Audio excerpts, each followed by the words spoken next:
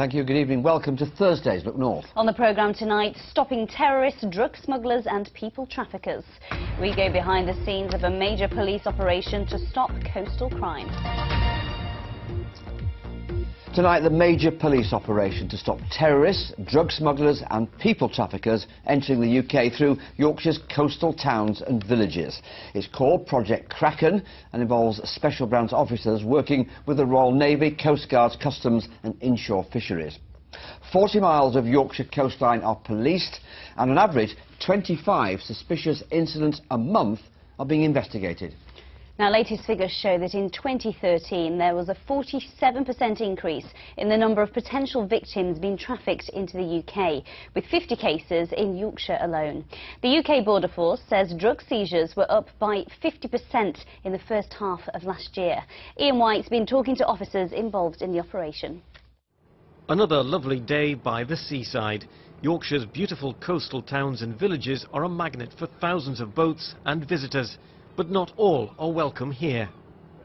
Well, when you come to Whitby, you probably don't think about terrorists and drug smugglers, but the police say the North Yorkshire coast is really vulnerable.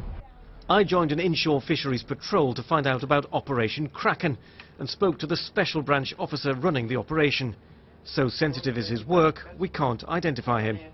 Kraken is protecting the borders for the United Kingdom. So right from the top we've got counter-terrorism to consider, serious organised crime, the threat from international crime, whether it be drug smuggling or human trafficking.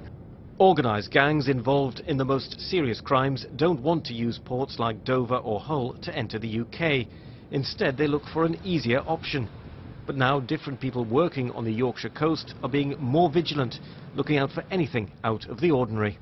Suspicious people, boats that perhaps have had a name change, entering and leaving the port at times that you wouldn't expect, or sometimes that you may think, well, there's normally only 2 or 3 people on a vessel of that nature and there's more people, that sort of thing.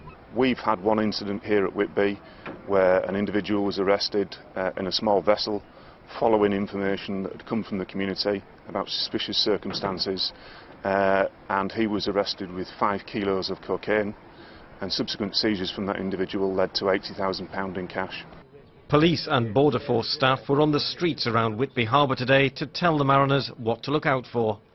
When we're sailing, we're sort of quite slow moving, being a sailing vessel, you do tend to notice things that can be a little bit out of the ordinary or seems a little bit strange. I've actually seen yachts that look a bit, sailing about that look a bit suspicious, and maybe some of these cargo boats that are anchored and stopped where they shouldn't be. So you wonder, just exactly what they're up to. With major shipping lanes just 12 miles off the Yorkshire coast, these patrols can call in the Coast Guard and Royal Navy for backup in a major incident, determined to keep criminals away from our shores. Ian White, BBC Look North, Whitby.